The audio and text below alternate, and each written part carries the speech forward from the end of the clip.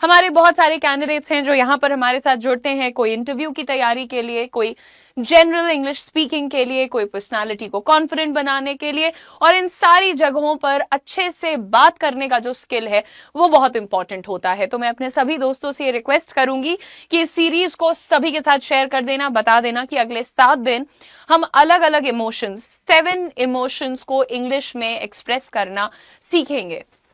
देखिए, कई बार लोगों ने मुझसे कहा है मैम वैसे तो मैं इंग्लिश बोलती रहती हूँ बट जब मुझे लड़ाई करनी होती है तो मैं हिंदी बोलने लगती हूँ।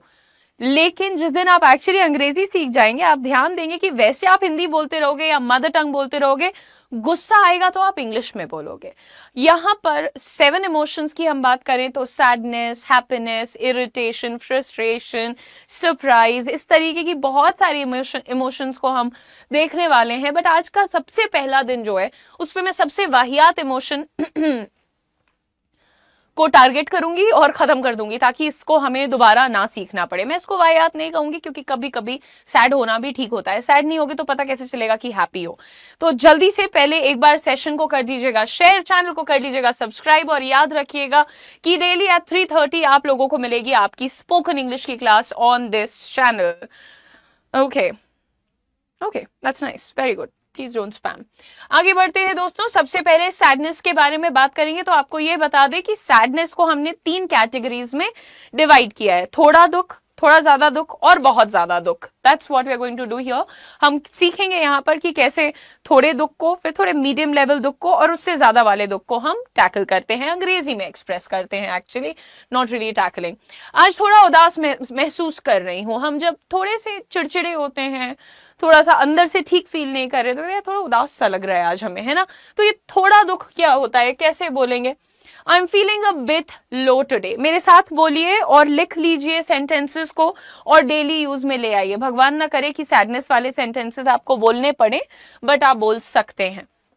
यहाँ पर देखिए, आई am feeling a bit low today, यानी आज थोड़ा सा एनर्जी डाउन लग रही है। तो अंग्रेजी में क्या कहिएगा? I am feeling a bit low today. Next, कुछ तो गड़बड़ है बट समझ नहीं आ रहा है क्या? कभी कभी ऐसा होता है, आप पूछोगे अपने दोस्त से क्या हुआ, मूड क्यों ऑफ है तेरा, तो बोलता है दोस्त कि यार अब कुछ अजीब सा लग रहा है, एग्जैक्टली नहीं पता कि क्या प्रॉब्लम है। होता है ऐसा, सबके साथ होता है। अंग्रेजी में कहते हैं something's off but I can't put my finger on it, यानी कि कुछ गड़बड़ है, कुछ मुझे बुरा लगा है, मुझे कुछ गुस्सा आ रहा है, कुछ दुख फील हो रहा है, बट एग्जैक्ट रीजन क्या है, क्यों ऐसा फील कर रही हूं, ये नहीं पता मुझे। So something is of but I can't put my finger on it. Next देखते हैं, थोड़ी मायूसी छाई है। अब कहीं पर हम किसी के घर गए, किसी लोकेशन पर गए और हमें ऐसा लगा कि डलनेस सी है यहाँ पे, बहुत कुछ, कभी कोई हादसा हो गया है, कभी कुछ इवेंट हुआ है जिसकी वजह से लोग हमें दुखी दिख रहे हैं। तो हम कहते हैं यार थोड़ा ना माहौल डल सा है, मायूसी सी है इस जगह पर, एनर्जी बहुत लो है यहाँ की। तो अंग्रेजी में हम कहते हैं कि this place has got the blues. अगर आप किसी लोकेशन को कह रहे हो कि बड़ी मनहूसियत सी है यहाँ, मायूसी सी है, तो हम कहते हैं this place has got the blues. और अगर किसी इंसान को ये कहना है कि पता नहीं क्यों मेरे को ऐसा लो सा फील हो रहा है, सी मायूसी सी फील हो रही है, एनर्जी नहीं महसूस हो रही, तो हम खुद के बारे में कह सकते हैं I've got the blues. I have got the blues. So I've got the blues. Next देखते हैं, आज दिल नहीं लग रहा किसी चीज में। कभी कभी होता है भाई, ऑफिस पहुंचो पर कुछ भी कर लो मन ही नहीं लग रहा होता है उस चीज में ना। तो आज दिल नहीं लग रहा है किसी चीज में। हाउ डू वी से this in English? My heart isn't really in it today. My heart isn't really in it today. यानी आज कोई काम करने में मन नहीं लग रहा है। आप लोग साथ में दोहराते रहिए, लिखते रहिए, कमेंट में जो सबसे बढ़िया लग रहा है वो कमेंट भी कर दीजिए। अच्छा, कभी कभी ऐसा होता है, जैसे वसुंधरा का एग्जाम्पल लेते हैं, she is generally a very chirpy person, a very happy person, बढ़िया अपना सबसे हंसी खुशी से बात करती है, फालतू स्ट्रेस नहीं लेती है ना। लेकिन कभी कभी होता है उसका भी मूड ऑफ हो जाता है, तो उस दिन वो नहीं ज्यादा बात करती लोगों से, ज्यादा एक्टिव नहीं रहती है। तो उस दिन जब कोई उसे पूछेगा ना क्या हुआ आज, तू बड़ी अलग सी लग रही, तो बोलेगी हाँ जैसी मैं यूजुअली रहती हूँ ना, आज मुझे वैसा फील ही नहीं हो रहा है, कुछ अलग है, समथिंग इज डिफरेंट। तो अंग्रेजी में इसको कहते हैं I am just not my usual self, बस जैसे मैं रोज जिस मूड में रहती हूँ आज उसमें नहीं हूँ, तो वहां पर हम कह सकते हैं I am just not my usual self. सभी लोगों से निवेदन है कि सेशन को शेयर और लाइक जरूर कर दीजिएगा। मूविंग ऑन एवरीवन, देखते हैं नेक्स्ट वन। आज का दिन ही अजीब सा है। जब मैं और मेरी फ्रेंड बैठते हैं ना, जब हम एकदम आलस से घिरे होते हैं, हमें कुछ करने का मन नहीं होता है, तो हम अपने को ब्लेम नहीं करते, हम दिन को ब्लेम करते हैं। कुछ दिन ही अजीब सा है। एक तो इतनी गर्मी है, एक तो इतनी ठंडी है, ऊपर से इतनी बारिश है, हर चीज को ब्लेम कर देंगे, खुद को ब्लेम नहीं करेंगे। सो ये जो होता है ना कि तो दिन ही अजीब सा है, उसको अंग्रेजी में कैसे बोलते हैं? उसे कहते हैं it's one of those days, कि भाई दिन ही अजीब है, ना टेम्परेचर इतना ज्यादा है और पता नहीं क्या आज अजीब ही चीजें हो रही हैं, कुछ ग्रह नक्षत्र में प्रॉब्लम है। तो ऐसी बातें, बेतुकी बातें जब आपको करनी हो, सारी दुनिया को ब्लेम करना हो, तो आप कह सकते हो it's one of those days, it's one of those days है, वैसा सा दिन है आज थोड़ा। नेक्स्ट देखते हैं, भावनात्मक रूप से थोड़ा टूटा हुआ महसूस कर रहा हूँ। अब ये बहुत बॉलीवुड लैंग्वेज है, ऐसे हम बात नहीं करते हैं, लेकिन हम कहते हैं यार इमोशनली बहुत वीक फील कर रही हूँ, है ना, मतलब बहुत सारी इमोशंस को एक साथ एक्सपीरियंस करना, या थोड़ा इमोशंस का आउट ऑफ कंट्रोल होके फील होना, etcetera.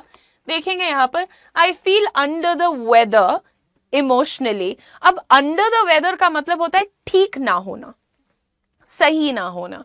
So when you say I feel under the weather emotionally, यानी भावनात्मक रूप से, I feel under the weather physically, यानी शारीरिक रूप से, I feel under the weather mentally, यानी मानसिक रूप से। तो इन तरीकों से मैं थोड़ा सा अच्छा फील नहीं कर रही हूँ, कर रहा हूँ। मूविंग ऑन एवरीवन, जब भी सोचता हूँ दिल बैठ जाता है। नाउ दिस इज थोड़ा सा, अभी आपने देखा पिछली स्लाइड में कि थोड़े थोड़े छोटा छोटा दुख है तो कैसे बात करनी है, लेकिन अगर आपको इससे थोड़ा सा ज्यादा इंटेंस दुख है, मतलब ज्यादा मीडियम लेवल का दुख जब हो जाता है, तो कैसे बात करनी है? जब भी सोचता हूं दिल बैठ जाता है, कोई भी नेगेटिव चीज आपके दिमाग में आती है, तो क्या होता है, एनर्जी अपने आप धीमे हो जाती है, कम हो जाती है। तो अंग्रेजी में यहां पर हम कहते हैं माई हार्ट सिंक्स। दिल बैठना की अंग्रेजी होती है my heart sinks every time I think about it. मेरा तो दिल ही बैठ गया, माई हार्ट जस्ट सैंक, सैंक बैठ गया। वही अचानक से एनर्जी का डाउन हो जाना, सांसें रुक जाना, बिल्कुल दुखी हो जाना, किसी चीज का सदमा लग जाना, तो वहां पर हम हार्ट सिंकिंग की का इस्तेमाल करते हैं। मैं काफी उदास हूं ना, when you directly want to declare, you want to be very assertive about it, I am very sad, तो आप इसकी जगह पर बोल सकते हैं I am down in the dumps. जब आप, मतलब मम्मी पापा भैया बेस्ट फ्रेंड कोई तो होता है ना जिसको फोन करके आप बोलते हो, सिस्टर, आप फोन करके बोलते हो कि यार एकदम गंदा फील हो रहा है, I am just feeling really bad, कुछ भी अच्छा नहीं लग रहा है, कोई उम्मीद नहीं नजर आ रही है। तो जब इस तरीके की एक भावना होती है अंदर, तब हम कहते हैं I am down in the dumps, help me, let's go out for a drive, let's eat something, let's go home, let's just relax for a while. जब भी ऐसा फील हो, रिलैक्स करो, अच्छी नींद लो, अच्छा खाना खाओ, थोड़ा घूमो टहलो, अच्छा फील करोगे। गिव अप मत करो। देखो, एक दिन दुखी होते हो तो कितना अजीब लगता है, 2 दिन दुखी होते हो अजीब लगता है। मैं कहती हूँ जब आप दुखी हो ना, अपने आप को जोर जबरदस्ती से खुश करने की कोशिश करो। धूप में जाओ थोड़ी देर के लिए, सुबह की धूप, अभी बाहर जाओगे तो फिर भून जाओगे, तो धूप में जाओ, कुछ अच्छा मीठा खाओ, थोड़ा ठंडा पियो, थोड़ा एसी में बैठो, रिलैक्स करो, टीवी चलाकर देखो, मम्मी से बात करो, किताब पढ़ो, मम्मी से बात नहीं करनी, भाई बहन दोस्त मित्र से बात करो। बट अगर तुम्हें पता है कि किसी एक इंसान के कारणवश तुम दुखी हो, जैसे मैं आजकल की दुनिया में देखती हूँ, हर दूसरे दिन मुझे पता चलता है कि भैया किसी लड़के की वजह से कोई लड़की दुखी है, किसी लड़की की वजह से कोई लड़का दुखी है। जो तुम्हें दुखी कर रहा है उसका तुम्हें जीवन में रहने का कोई मतलब नहीं है, अनटिल एंड अनलेस कि वो ब्लड रिलेटिव है। समझ रहे हो? भाई बहन तुम्हें दुखी कर दे, फिर भी वो तुम्हारे जीवन का हिस्सा रहना चाहिए। पर ये जो तुम खुद चुन के लाते हो, फिर ये तुम्हारी जिंदगी के कलह बनते हैं, इनको तुरंत ऐसे उठा के और ऐसे ऐसे मार के बाहर कर दो। सीरियसली टेलिंग यू, मत किया करो अपने को टॉर्चर। तो जब भी हम याद करते हैं कोई चीज को, फिर आंख में आंसू आ जाता है कि जब मेरी गर्लफ्रेंड थी तो मैं कितना खुश था। शराब, Tears well up in my eyes, कहते नहीं आंखों में आंसू भर आना। जैसे जब मम्मी आप पर डांट रहे होते हैं तो धीरे धीरे धीरे धीरे आंखों में आंसू ऐसे ऊपर तक आ जाते हैं, राइट? तो अंग्रेजी में उसी को कहते हैं tears well up in my eyes, आंखों में आंसू आ जाते हैं। tears welled up in my eyes आ गए थे whenever it comes to my mind, जब भी वो बात मेरे दिमाग में आती है।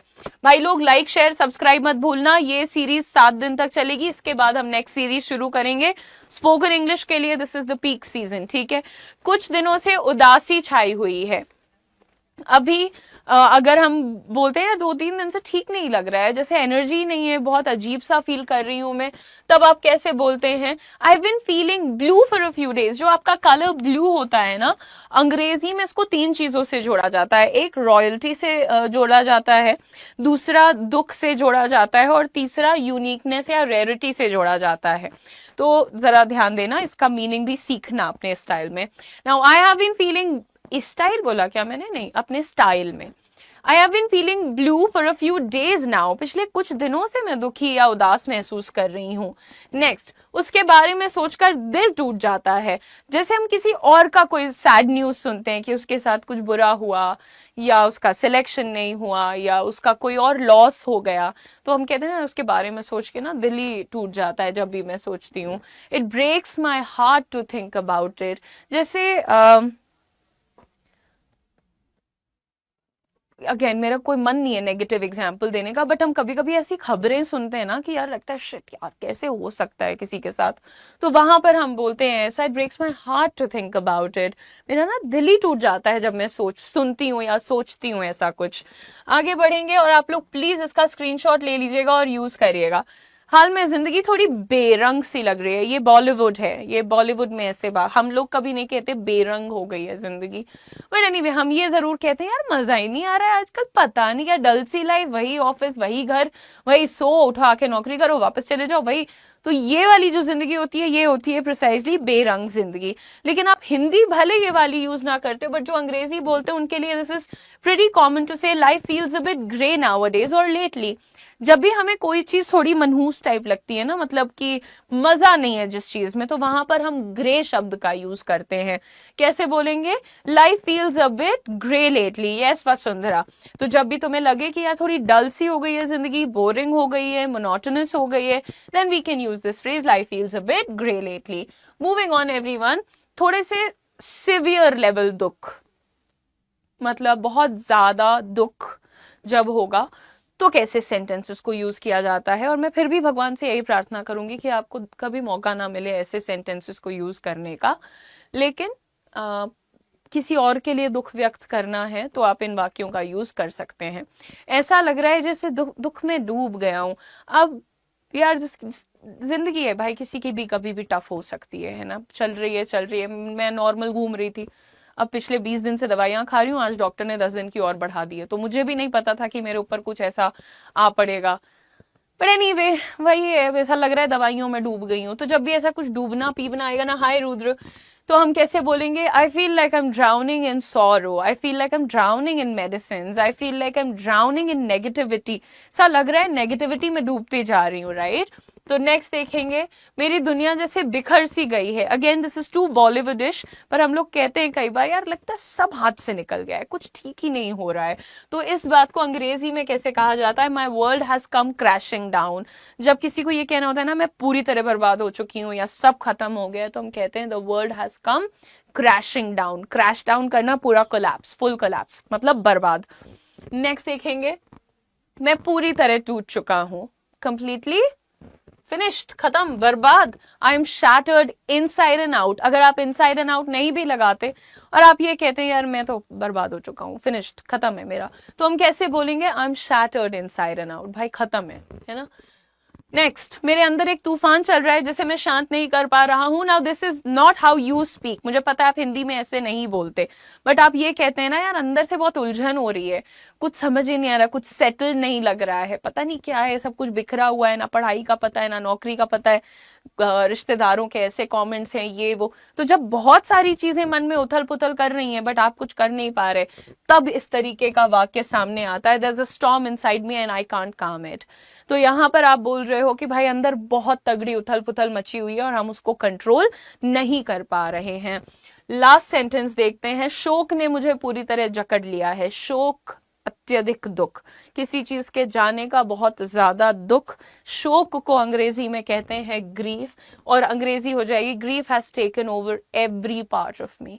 यानी कि आप जब किसी और का दुख भी सुनते हैं ना कि अरे बाप रे इतना बुरा हुआ आपके साथ, तो आप उसको बता सकते हैं listening to this news grief has taken over every part of me, यानी कि आपका दुख सुन के मुझे बहुत बुरा लगा, बहुत दुख हुआ, एटसेट्रा। आप जो भी चीजें यहाँ पर सुनते हैं, पढ़ते हैं, इनका कॉन्टेक्स्ट में आपको इसलिए समझाती हूँ ताकि आप सही जगह पर इनका इस्तेमाल करिए। और आज की क्लास में हम सबकी फेवरेट इमोशन हैप्पीनेस के बारे में बात करने वाले हैं। सुनील भाई, आप कल भी सेशन में थे और आप आज भी सेशन में हैं, उसके लिए बहुत धन्यवाद। एंड जया, आशीष, सक्षम, वंशिका, जिन लोगों को मैं आज देख रही हूँ, आप सभी का भी बहुत स्वागत है। लेकिन मैं सबसे पहले यहाँ पर सुनील जी को बताऊंगी कि आप जब कहते हो गुड नून, तो ये इनकरेक्ट होता है, बिकॉज गुड नून प्रिसाइजली 12 बजे कहा जाता है। 12:05 भी हो जाए तो आप गुड आफ्टरनून कहते हैं, इसीलिए गुड नून कहना थोड़ा सा इनकरेक्ट होगा। जितने भी मेरे दोस्त यहाँ पर हैं, ये सीरीज आपकी इमोशंस को अंग्रेजी में बताने में आपकी हेल्प करेगी, तो इसको पूरा देखिएगा, 7 डेज पूरा फॉलो करिएगा। और इस चैनल पर ऐसे बहुत सारी चीज़ें और सीरीज आती रहती हैं, तो आप चैनल को सब्सक्राइब भी ज़रूर कर लीजिएगा। आइए बढ़ते हैं आगे और देखते हैं यहाँ पर आज हमारा पहला सेंटेंस। जैसे कल सैडनेस में भी आपने देखा था कि हमने small sadness, medium level sadness and big level sadness ऐसे देखा था, यानी इंटेंसिटी के आधार पर सैडनेस से जुड़े हुए सेंटेंसेस आपको बताए थे। तो आप सभी को यहाँ पर आज हैप्पीनेस भी हम वैसे ही सिखाने वाले हैं। जब हम नॉर्मल, यूजुअल, थोड़ा सा अच्छा फील कर रहे हैं, तो सबसे पहले इस हिसाब से सीखते हैं कुछ सेंटेंसेस, ठीक है। यहाँ पर अगर किसी इंसान को ये कहना है कि यार आज थोड़ा अच्छा सा फील हो रहा है, अंदर से अपने आप खुशी महसूस हो रही है, तो इस टाइम पर हम अंग्रेजी में इसी बात को कैसे कह सकते हैं? हम कहते हैं I am feeling a bit cheerful today. यानी कभी कभी आप सोकर उठते हैं और आपको दिन को देख करके ही, निकले हुए सूरज को, रोशनी को, किसी इंसान को देख करके ही लगता है कि अरे वाह कितना सही दिन है यार, जिंदगी कितनी अच्छी है मेरी, टचवुड। तो आप वहां पर यूज कर सकते हैं इस सेंटेंस को, आई am feeling a bit cheerful today. और आपको पता है जब मैं ये सेंटेंस कहती हूँ, इसको कहने पे ही अंदर से कुछ एक खुशी महसूस होती है। तो आप कोशिश करिए कि मेरे साथ आप इस सेंटेंस को रिपीट करें, इन सेंटेंसेस को रिपीट करें, try to feel the emotion, okay, so that when you are speaking you don't sound like a robot, है ना। I am feeling a bit cheerful today, ऐसे अगर मैं बोलूंगी तो किसी को नहीं लगेगा कि मैं एक्चुअली खुश हूँ, है ना। तो ये चीज आपको थोड़ा सा ध्यान में रखनी होगी कि आप कोई भी इमोशन जब एक्सप्रेस करिए तो उसको एक्चुअली फील करके एक्सप्रेस करिए। नेक्स्ट देखते हैं, उसने मेरा दिन थोड़ा बेहतर बना दिया। जैसे आपने देखा कोई अच्छी खबर, उठते ही आपको एक अच्छी खबर मिली, अच्छी खबर जैसे दिन शुरू करते वक्त ही आपको पता चल गया कि अगले 2 दिन छुट्टी है। दिन शुरू करते वक्त ही आपको पता चल गया कि हाँ आज शाम तक आपका भाई या बहन जो दूर रहता है वो घर आ जाएगा। या दिन शुरू होते ही आपको पता चल गया कि आज रात के खाने में मम्मी आलू के पराठे बनाने वाली हैं। तो कैसा फील करते हैं आप? आपका दिन बेटर हो जाता है, you already start looking forward to what's at the end of the day, right. तो आप जब भी किसी चीज़ को लेकर के थोड़ा होपफुल होते हैं, आपको बेहतर फील होता है, तो वहाँ पर आप कहते हैं that made my day a little better और brighter, this made my day a little brighter. इसने मेरे दिन को थोड़ा और बेहतर बना दिया, इस खबर ने, इस इंसान ने, एटसेट्रा। तो जो भी चीज़ है उस हिसाब से प्रोनाउन लगाइएगा अपना। नेक्स्ट देखते हैं, अब मूड थोड़ा ठीक लग रहा है। जैसे मान लो कि कल आपका मूड ऑफ था, बट आज थोड़ा बेटर लग रहा है क्योंकि आपने थोड़ा रेस्ट किया, थोड़ा अच्छा खाया पिया, अपनी फैमिली के साथ टाइम बिताया, तो जनरली हम बेहतर फील करते हैं ऐसे। तो वहां पर हम बोलते हैं I am in a slightly better mood now, यानी कल जैसे हाल थे उससे बेहतर हो चुके हैं हम आज।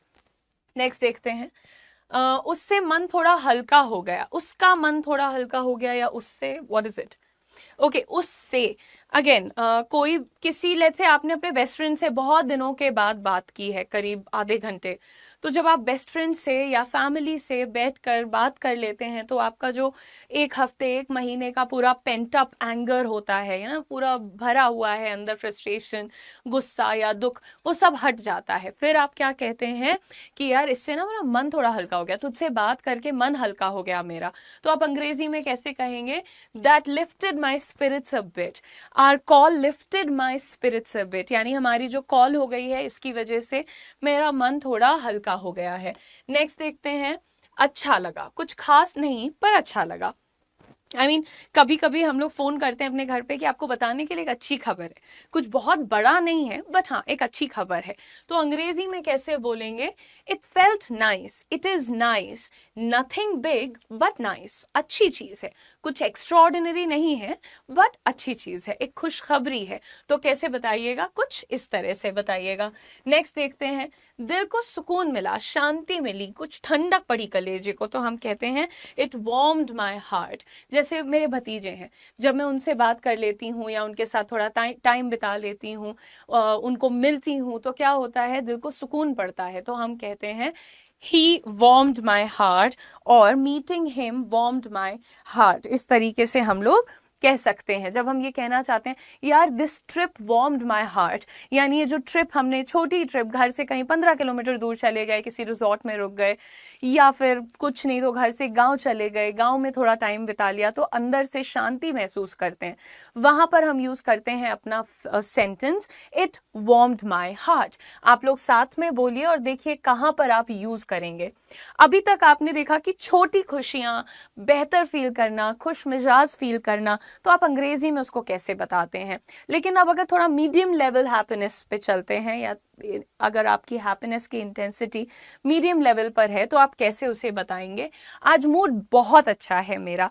मान लीजिए कि आपका प्री क्लियर हो गया, आपने किसी एग्जाम का प्री एग्जाम दिया था और वो क्लियर हो गया, तो कैसा फील करते हैं हम? अच्छा फील करते हैं यार, बहुत अच्छा नहीं, फाइनल सिलेक्शन जैसा नहीं, बट हाँ प्री लेवल का अच्छा तो फील करते हैं, राइट? तो वहां पर आप क्या कहते हैं? आप कहते हैं I am in high spirits today, I have cleared my pre exams, यानी कि आज जोश ज्यादा है, खुशी ज्यादा है, मोटिवेशन ज्यादा है। तो अंग्रेजी में कैसे कहिएगा? I am in high spirits today, I am going to work harder now, यानी अब और मेहनत करूंगा मैं। I am in high spirits today. बोलिए इन सेंटेंसेस को प्लीज। नेक्स्ट देखते हैं, मैं बहुत खुश हूं, जैसे चांद पर हूं। अगर मान लो तुम्हारा पड़ोसी है, वो तुम्हें रोज टारगेट करता है, अरे ये नाकारा है, ये कुछ नहीं करेगा, ये दिन भर भटकता है, तुम मेरे लड़के के साथ मत बैठा करो, तुम उसको बिगाड़ दोगे। और फिर भैया जो तुम्हारा सिलेक्शन का रिजल्ट है वो उन्हीं को सबसे पहले पता चल जाए जब, तो कैसा लगता है? एकदम लगता है कि आहा, आज तो हमने किला फतेह कर लिया है, बिल्कुल, है ना?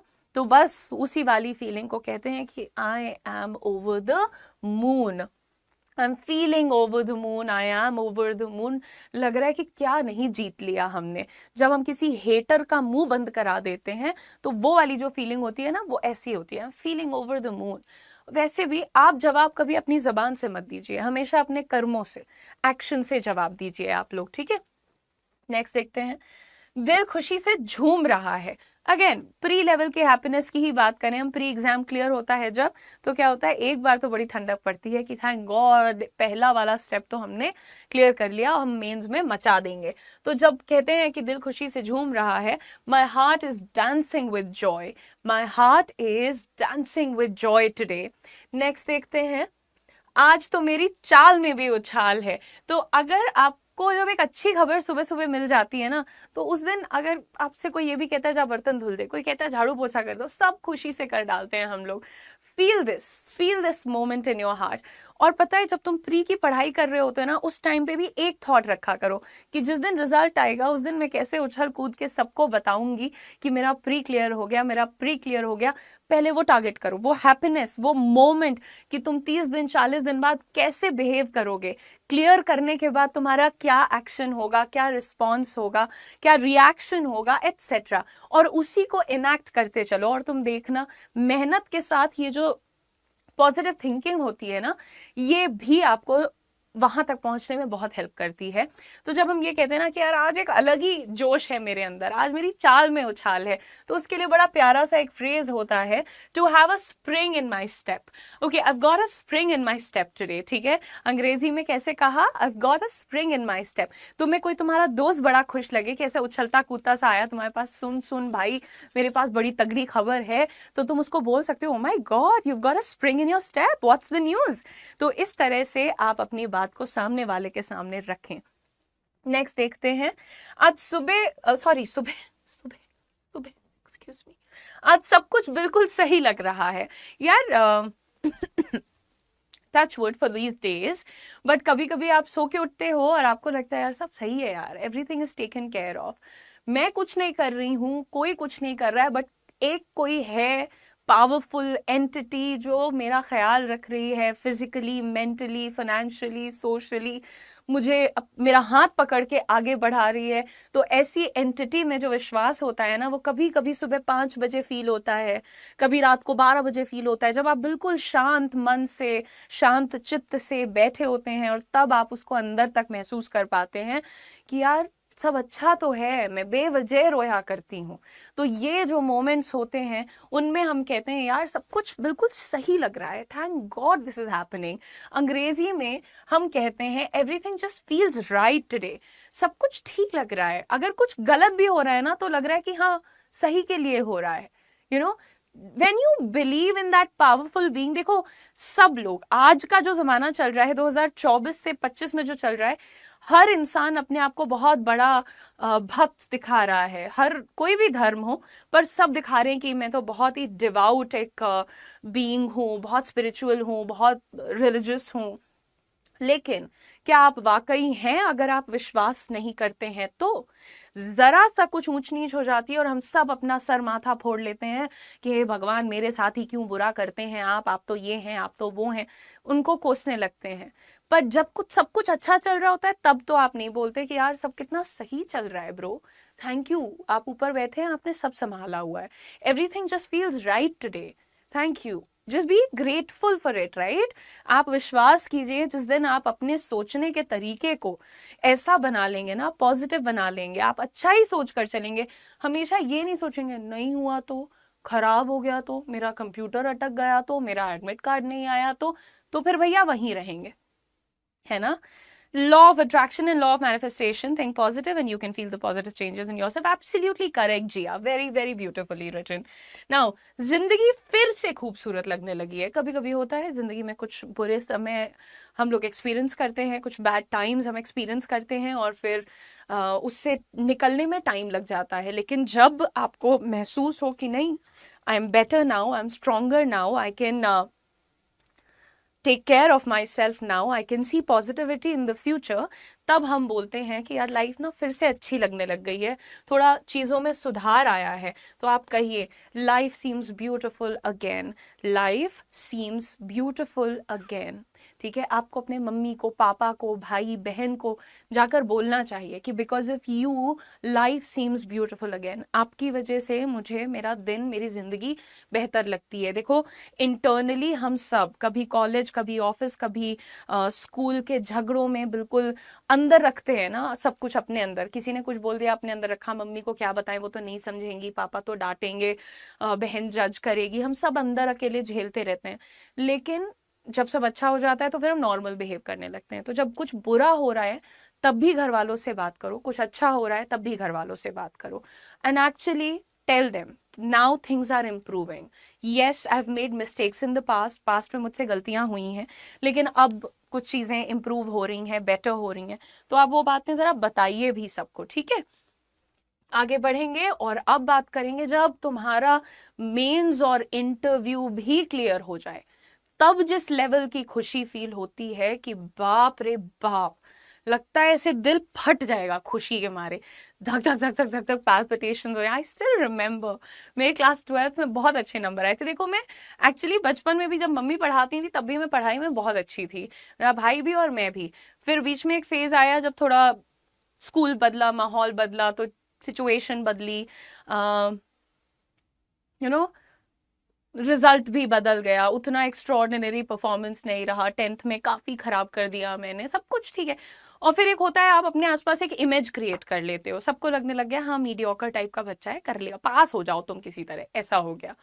फिर जब 12वीं मेरे नंबर अच्छे आ गए, तो बाप रे, मुझे याद है ऐसे सब इतना अच्छे से ट्रीट करने लगते हैं बिल्कुल अचानक से, क्योंकि मैंने कुछ एक्स्ट्रॉर्डिनरी नहीं किया था, मैंने बस नॉर्मल पढ़ाई करी थी।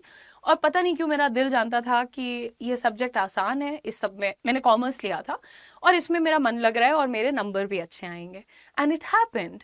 And then I experienced extreme happiness, not just then, a lot of other times also, but that's one example. मैं बहुत ज्यादा खुश हूँ, सिंपल सेंटेंस है लेकिन हम कहते हैं ना कि यार मैं बहुत ज्यादा खुश हूँ, ठीक है। Okay, 1 second.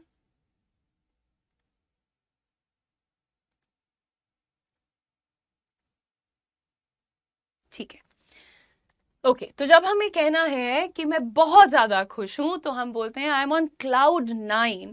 Cloud 9 is a phrase और एन इडियम। आप इसकी जगह कह सकते हैं आई एम एक्सटैटिक, बिल्कुल खुशी से पगला गई हूं मैं, ecstatic, going crazy with excitement, energy etcetera, and then you say I M ecstatic.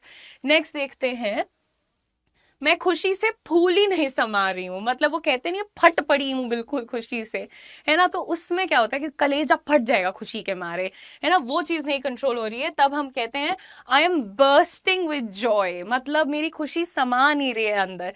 तो हम अंग्रेजी में बोलते हैं मैं खुशी से फूल ही नहीं समा रही हूँ। इन English we say I M bursting with Joy. Yes Rudra, very good job, congratulations on really good scores bye the वे।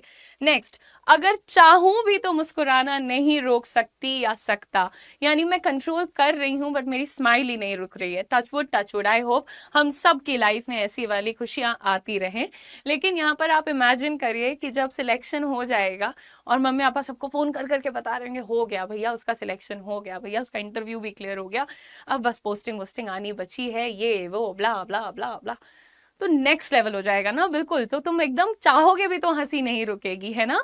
तो वहां पर हम कहते हैं I couldn't stop smiling even if I tried, मेरी हंसी नहीं रुक रही थी, मैं कोशिश भी कर रही थी तब भी, है ना। नेक्स्ट देखते हैं, मैं पहले कभी इतनी खुश नहीं रही, मतलब इतनी खुशी तो मैंने कभी एक्सपीरियंस ही नहीं की है लाइफ में। तो अंग्रेजी में कहते हैं this is the happiest I have ever बिन। देखो सेम सेंटेंस को हम सैडनेस के लिए या एंगर के लिए भी यूज कर सकते हैं, लेकिन कोशिश करिए कि हैप्पीनेस के लिए ही यूज करिए कि भाई इतनी खुशी ना मुझे कभी मिली ही नहीं है, this is the happiest I have ever बिन, मतलब कभी मैं इतनी खुश नहीं हुई हूँ लाइफ में, मेरा दिल खुशी से पूरी तरह भर गया है। Again this is about too much happiness, कि मतलब my heart is filled with joy, pure joy and happiness. तो हम कहते हैं my heart is full to the brim. जैसे ये बाल्टी होती है ना, तो इसका जो ये ऊपर का वो पार्ट होता है इसको कहते हैं हम लोग ब्रिम, बिल्कुल टॉप तक भर जाना। तो कहते हैं my heart is full to the brim with happiness, with joy etcetera. Next देखते हैं, anger is a very bad emotion to experience. It definitely gives you that rush. It definitely makes you feel stronger that you maybe in real life are than you maybe in real life are. But um, people don't realize if you keep getting angry quite often, every little thing triggers you. The problem is not outside, the problem is inside. And when I join you guys and I try to speak in English, you know, right in front of you, converting my thoughts, maybe sometimes literally translating my words into English, taking these pauses, being very slow about things, very natural about it, changing the emotions, the expressions. This is for you to observe that you can also do this. You can start doing that from today. Maybe in the very beginning, for about 15 days, you'd feel like nothing is in control. But the 16th day, without an effort, you'll see that you're able to speak in English. And that's what you have to do, okay? Everybody try to make this a very normal thing, a very usual thing, okay? That hype that we have really created around this language in our head, कि अंग्रेजी बोलना एक बहुत बड़ी बात है, that it's really a big deal to speak in English, that is the real enemy. It is not a big deal, it is a very simple language to learn. अगर मैं आपको ये बोलूं कि संस्कृत बोलना सीखिए, वो टफ है। अगर मैं आपको जर्मन सीखने को बोलूं, वो टफ है।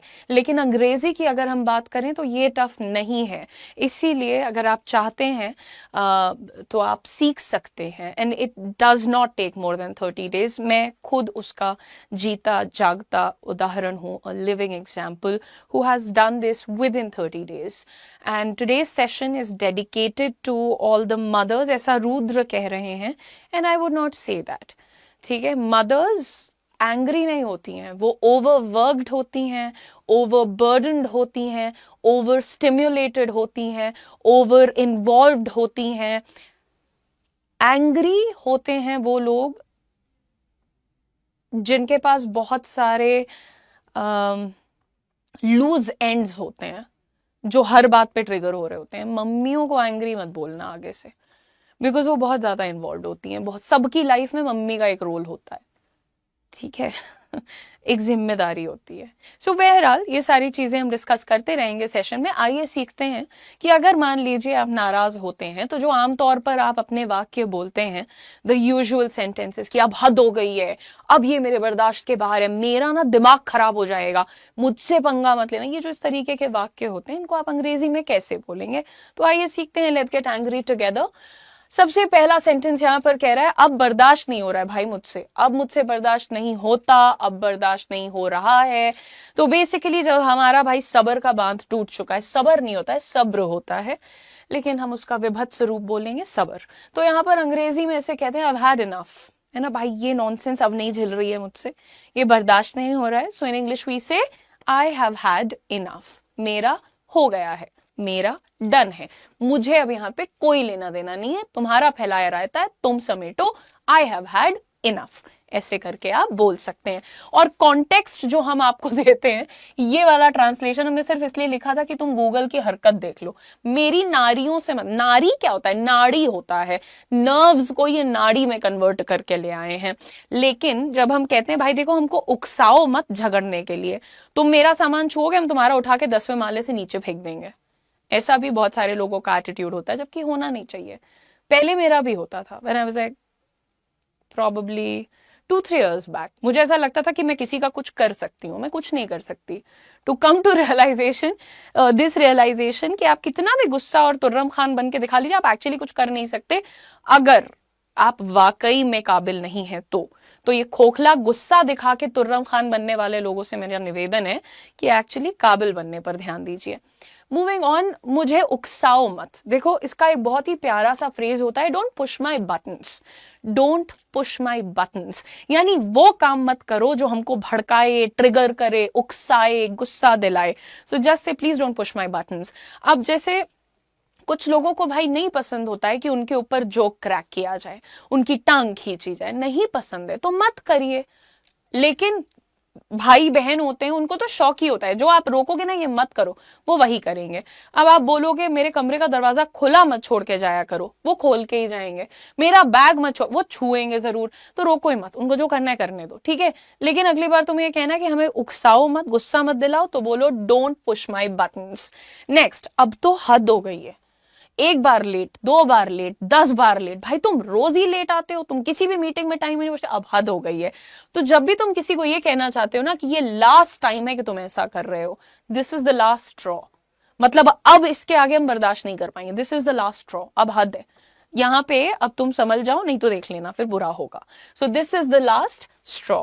तुम खुद को समझते क्या हो, तुम खुद को समझते क्या हो। जैसे कभी कभी आउट ऑफ द ब्लू आके कोई आपसे बदतमीजी से बात कर जाए, या कुछ लोग की आदत होती है आपका सामान बिना आपसे पूछे यूज करेंगे, स्पेशली इन ऑफिस। मुझे लगता है भाई यार यहाँ लिखा हुआ था ओडिशा स्पेशल जी के, मुझे लगा मेरा नाम क्यों छपा इस पेपर।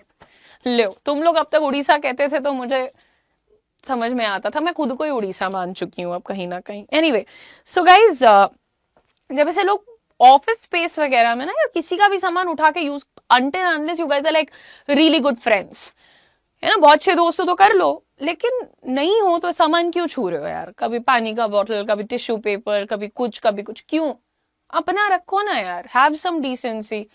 है ना। तो मैं ऐसे लोगों को पूछती हूँ कि क्या समझते हो खुद को, चीफ मिनिस्टर आएंगे तब भी नहीं देंगे हम उनको टिश्यू पेपर अपना।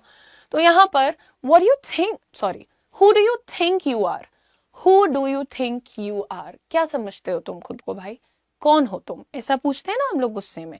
सो who do you think you are, प्यार से बोलो, गुस्से में जरूर नहीं कि तुम एकदम एंग्री होके ही बोलो, प्यार से भी who do you think you are. अभी अगर मान लो कि तुम अपनी पढ़ाई कर रहे हो, कोई रैंडम इंसान जिसको तुम जानते नहीं हो वो तुम्हें आके बोले एक गिलास पानी दे दो, तो तुम पूछोगे ना who do you think you are, कौन है आप, पूछेंगे कि नहीं। बस वही चीज। आगे बढ़ते हैं।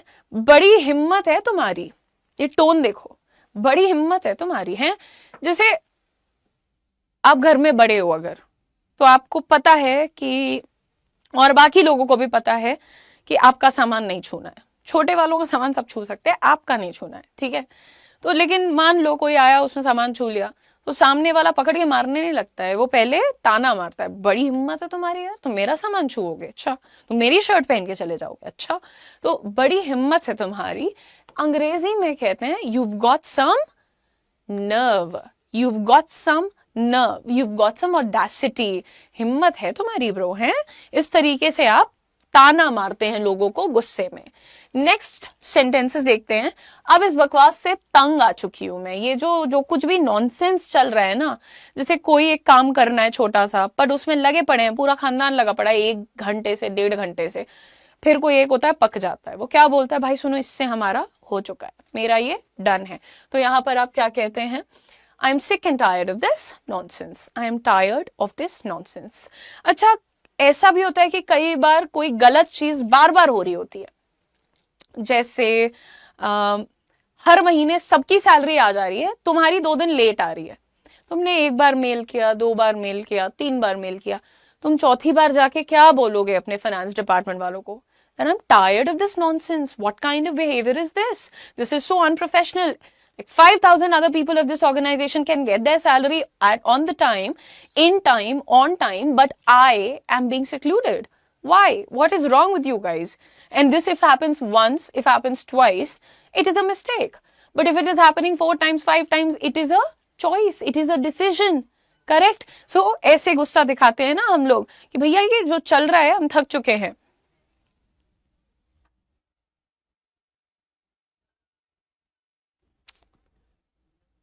Moving on. जैसे मुझे नहीं पता, डॉक्टर चांदनी ने यहाँ पर एक कमेंट किया है, madam ji I am working in the post of Ram Mandir में डॉक्टर। तो डॉक्टर्स से मैं मिली हूँ, मैं बहुत सारे, luckily I have a lot of good doctors in my life, you know, because मेरे 2 बहुत अच्छे लोग, एक और बहुत करीबी, सब डॉक्टर्स हैं।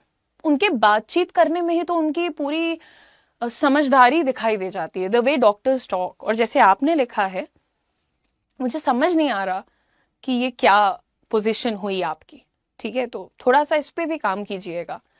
नाउ मूविंग ऑन एवरीवन, अगर कभी कोई आपसे बिल्कुल ही इलॉजिकल सी बात कर रहा है जिसका कोई मतलब नहीं है, तो आप क्या कहते हैं, बकवास मत करो यार। बकवास को ही अंग्रेजी में हम कहते हैं rubbish, garbage, nonsense, absolutely like that. So stop talking nonsense, stop talking rubbish, ऐसे बोलते हैं गुस्से में। तो टोन और एक्सप्रेशन का ध्यान दीजिए। मुझसे पंगा मत लो, ये मुझे पता नहीं क्यों मुझे लगता, अगर कोई मुझे ऐसा बोलेगा ना कि मुझसे पंगा मत लो, मुझे हंसी आ जाएगी, मैं जेन्युइनली बता रही हूँ। लेकिन अगर कोई मुझसे कहेगा भिड़ो मत, क्योंकि हम यूपी से हैं, तो वहां पे घुसो मत, भिड़ो मत, इस तरीके की भाषा होती है, हमसे मत घुसो, हमसे मत सटो, हमसे मत भिड़ो, है ना, ये होता है यूपी का। अब हो सकता है फॉर सम अदर रीजन पंगा is a very scary word, पर मुझे डर नहीं लगता पंगे से, इस वर्ड से मुझे डर नहीं लगता। गुस्से का पूरा भाव क्या है कि आपको डर लगे, सामने वाला हंसने लगे, तो ये डायलॉग ही मत बोलो, करेक्ट। तो अंग्रेजी में आप क्या कह सकते हैं, डोंट मेस विद मी, तो पंगा वंगा मत बोलो, जैसे डोंट मेस विद मी, ठीक है, don't mess with me. Next देखते हैं दोस्तों, मेरा गुस्सा अब काबू से बाहर हो रहा है। मतलब अभी तक क्या था कि हम थोड़ा थोड़ा नाराज थे, बट अब अचानक से मैटर खराब हो जाएगा, तो हम यहां पर कहते हैं I am losing my temper, I am losing my temper, यानी कि जो मेरा दिमाग पे कंट्रोल था वो धीरे धीरे खत्म हो जाएगा यहाँ, ठीक। अच्छा, हम कभी कभी ये कहते हैं कि सुनो अब हमें बहुत गुस्सा आने वाला है, अब हम बहुत गुस्सा होने वाले हैं, होने वाला है, आने वाला है के लिए भी हम अबाउट टू का यूज कर सकते हैं। I am about to be very angry, I am about to get very angry, I am about to lose my temper, ऐसा करके कि आने वाला है, होने वाला है, हम लोग कहते हैं। नेक्स्ट देखेंगे यहां पर, तुमने हद पार कर दी है, तुमने हद पार कर दी है, तो आप अंग्रेजी में क्या कहते हैं, you've crossed the line, you have stepped out of the line here, ऐसा भी बोलते हैं, you have stepped out of the line, you've crossed the line, etc. हद पार करने के लिए हम बोलते हैं। I'm about to be furious, yeah that's very good, Rudra, that's a good sentence। next देखो, ये तो एकदम बेहूदी बात है। अब ये जो वर्ड होता है बेहुदा, इसका मतलब होता है थोड़ा सा बेशरम, बेसर पैर का, थोड़ा सा जो समाज के तौर तरीकों में एक्सेप्टेबल है वैसा नहीं है अगर कोई चीज, तो हम जैसे इंस्टाग्राम का कंटेंट आजकल आप देख रहे हैं भाई, या तो मुझे लगता है मेरी फीड खराब है ऑनेस्टली। एल्गोरिथम होता है, सब कुछ लोग को सिर्फ पढ़ाई का कंटेंट आता है, कुछ लोग को सिर्फ भजन कीर्तन आता है, कुछ लोग को फैशन आता है, हमको पता नहीं क्या ही आता है। हम मतलब इंस्टाग्राम क्या, मैंने डार्केस्ट कंटेंट देखा हुआ है मुझे लगता है इंस्टाग्राम पे, मतलब ईश्वर माफ करें। तो मैं उनको यही बोलना चाहती हूँ कि ये एकदम ही बेहुदा कंटेंट है और एकदम ही बेहुदी बात है। अगर मैं किसी को डांटना चाहती हूँ तो मैं उसको यही बोलती हूँ, this is absolutely ridiculous, this is absolutely ridiculous, बिल्कुल बेसर पैर की बात है, नॉनसेंसिकल है, ठीक है। Okay, moving on. मैं अभी आग बबूला हो रही हूँ। अच्छा, मैं ऐसा क्यों बोलूंगी कि मैं आग बबूला हो रही हूँ? देखो, मान लो कि रुद्र को मुझसे कोई बात करनी है, Rudra wants to talk to me, but in that moment मेरा थोड़ा मूड ऑफ है, तो मैं उसको क्या बोलूंगी, बेटा I am fuming right now. आग बबूला होना, गुस्से से बिल्कुल धुएं निकल जाए कान से ना, तो आप कहते हैं I M fuming right now, let's talk a little letter. अभी मैं बहुत क्रोधित हूँ, बहुत गुस्से में हूं, तो चलिए थोड़ी देर में बात करते हैं। तो यहां पर क्या कहेंगे, I am fuming right now.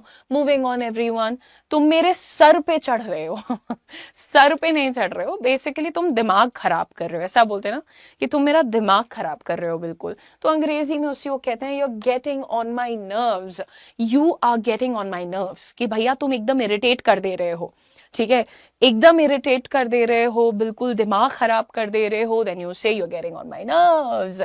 मुझसे इस तरह बात करने की तुम्हारी हिम्मत कैसे हुई? This is one of the easiest sentences. How dare you speak to me like that, how dare you speak to me like that. जैसे मैंने देखा है, अगर एक बंदा आवाज ऊंची करता है तो दूसरा बंदा भी आवाज ऊंची करके उसको चुप कराता है, but actual trick of communication आपको बताऊं, अगर कोई आपके सामने चिल्ला कर बात कर रहा है तो आप आवाज को अथॉरिटेटिव रखते हुए उससे एक बहुत ही वैलिड क्वेश्चन पूछिए, why are you getting loud? Simple, why are you speaking to me like that? Why do you think I am going to tolerate this tone? Right. अब ये जो लॉजिक है, ये सेंसेबल लोगों पे लगाना, अब वो नहीं जो सड़क पे लोगों को मारते चल रहे हैं उनसे तुम ये लॉजिक लगाओ, उनके लिए कोई लॉजिक नहीं होता है, बट हाँ सेंसेबल लोगों के लिए ये काम करता है। जो कभी कभार गुस्से में मिसबिहेव कर देते हैं, उनके साथ ये आप कर सकते हो कि धीरे होके पूछो, why you talking to me like that, right, how dare you speak to me like that. But आप बाकी लोगों से नहीं पूछ सकते, ये तुम्हारी नौटंकी झेलने के मूड में नहीं हूं मैं, ऐसे तो यार नहीं बोलना चाहिए, मुझे लगता है नौटंकी झेल लो। नहीं नहीं, मान लो आप कभी किसी को कहना चाहते हो यार ये फालतू बातें झेलने के मूड में नहीं हूं मैं, तो आप कैसे बोलोगे, आई am not in the mood for your drama, I am not in the mood for your drama. अच्छा, कभी कभी हम कहते हैं अच्छा रुद्र, अच्छा कभी कभी हम कहते हैं, जैसे किसी ने बोला चल मूवी देखने चलते हैं, मैं बोलूंगी नहीं यार पिक्चर देखने का मूड नहीं है, so I am not in the mood for a movie. ऐसे आप कई चीजें यहां पर लगाकर बोल सकते हो। ऑल राइट, विद दैट हमारे जो भी 15-16 सेंटेंसेस थे फॉर एंगर खत्म हो गए। इतने सेंटेंसेस मैंने बताए हैं, आप में से जितने लोग ये वीडियो देख रहे हैं, मैं सिर्फ इतना कहूंगी कि रिवाइज किया करो, एक दो जो भी याद रह जाते हैं दिमाग में वो यूज किया करो। एंगर वाले सेंटेंसेस कम से कम यूज करो, हैप्पीनेस वाले ज्यादा से ज्यादा यूज करो, बट हाँ कोशिश ये करो कि रेगुलर रहो, और आपस में भी कमेंट सेक्शन में भी हिंदी में कमेंट करने की जरूरत नहीं है, आप सिर्फ इंग्लिश सीख रहे हो, right? So you should try and right your comment in English. I will see you guys with another video आप लोगों की एक सीरीज चल रही है स्पोकन इंग्लिश की इस चैनल पर, तो सबसे पहले चैनल को सब्सक्राइब करो। अगर आज आप पहली बार ये वीडियो देख रहे हो तो इसके पहले हमने सैडनेस, हैप्पीनेस और एंगर नाम की 3 इमोशन से जुड़े हुए डेली यूज के सेंटेंसेस को कवर किया है, जो कि काफी इंटरेस्टिंग है और काफी छोटे छोटे से वीडियोस हैं। तो आप उनको देख करके कवर अप कर लो अपना बीता हुआ जो छूट गया है videos. Now the next thing is, आज हमारा डे 4 है और डे 4 में हम जिस इमोशन को कवर कर रहे हैं that is confusion. Now a lot of times people से ये इमोशन नहीं है, this is a state of being, but I feel like this is also an emotion. I mean अगर if you look at it तो हम confusion जो है एक तरीके का भाव हो सकता है कि ना गुस्सा आ रहा है, ना दुख हो रहा है, ना हंसी आ रही है, हम थोड़े से उलझे हुए हैं। तो उलझन भी कहीं ना कहीं एक इमोशन मानी जा सकती है अगर आप थोड़ा सा अपने आप को रीडायरेक्ट करें तो। ठीक है, सो आगे बढ़ेंगे और जैसे हर बार की तरह हम यहाँ पर आज भी कुछ इंटरेस्टिंग फ्रेजेस और सेंटेंसेस ही सीखेंगे।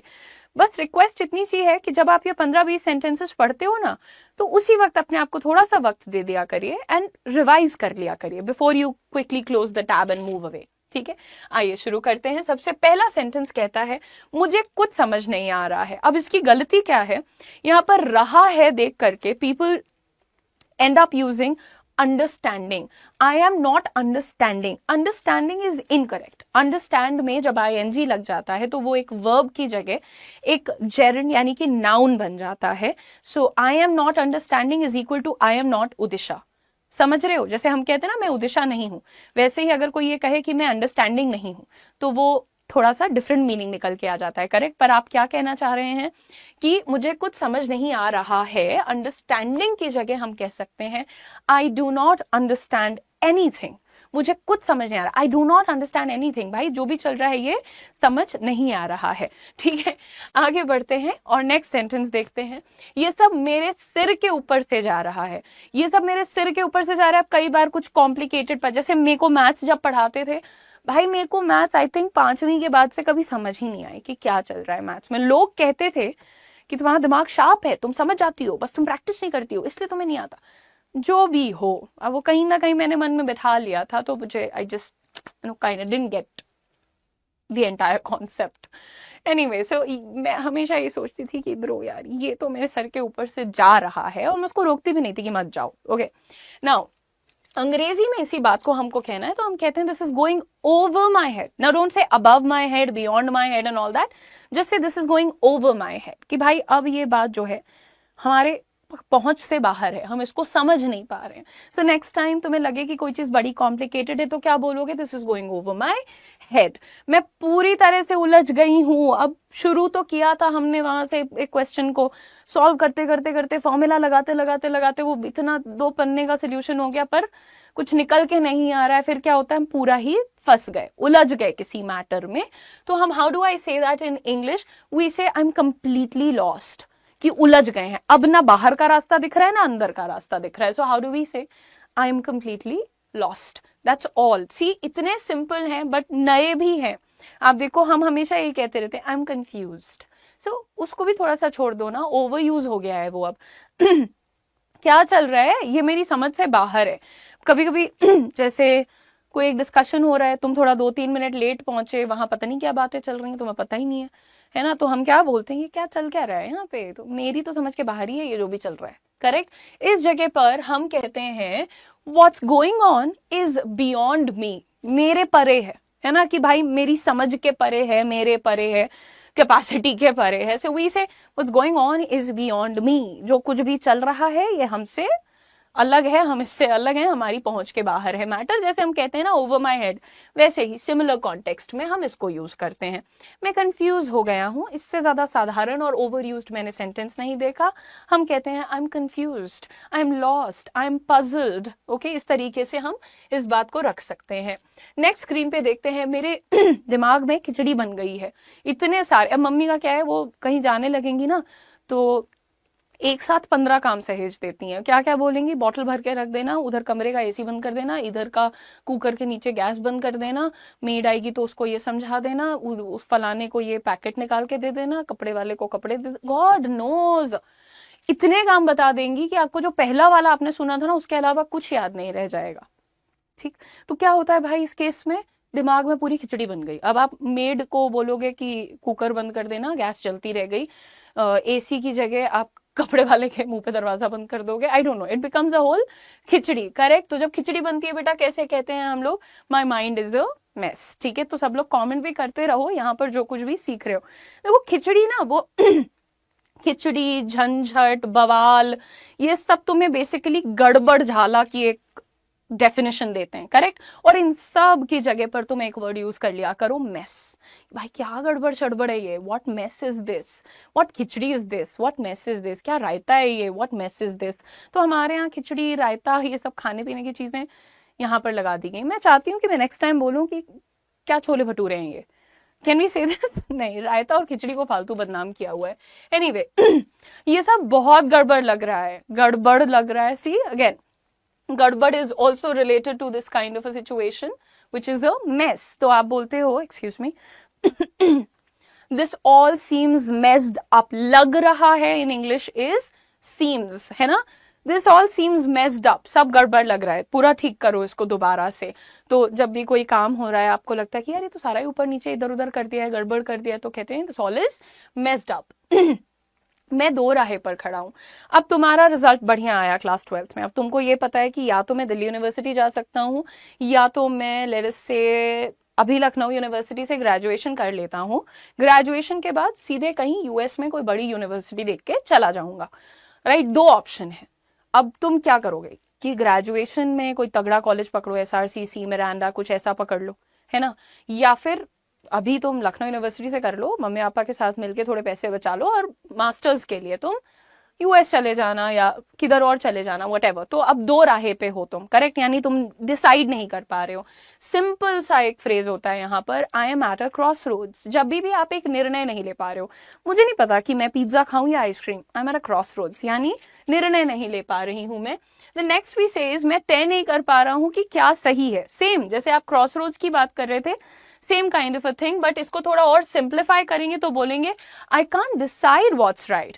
मैं तय नहीं कर पा रहा हूं क्या सही है, आई कांट डिसाइड व्हाट्स राइट। या फिर मैं तय नहीं कर पा रहा हूं कि क्या करना चाहिए, so I can't decide what to do, I can't decide what to do. The next one is, अब तो मैं और भी उलझ गया हूं, अब तो मैं और भी, अब जैसे पहले तुम खुद इधर उधर की गलतियां कर रहे थे, फिर तुमने अपने छोटे भाई बहन से मदद मांगी, भाई उसने और भी वहां पे गड़बड़ कर दी, तो अब और ज्यादा जब उलझ गए हो तो कैसे बोलोगे? Now I am even more confused, now I am even more lost, now I am even more puzzled, etcetera. आगे देखते हैं, और हमारा लास्ट स्लाइड पर जो सेंटेंसेस हैं, इस बात का कोई सर पैर नहीं है ना? कभी जैसे तुम अपने भाई बहन को डांटते हो कि इतनी देर से क्यों आए हो, दीदी वो फलाने का फोन खो गया था, ढिमाके का छाता खो गया था, और पूरी कहानी सुना देंगे।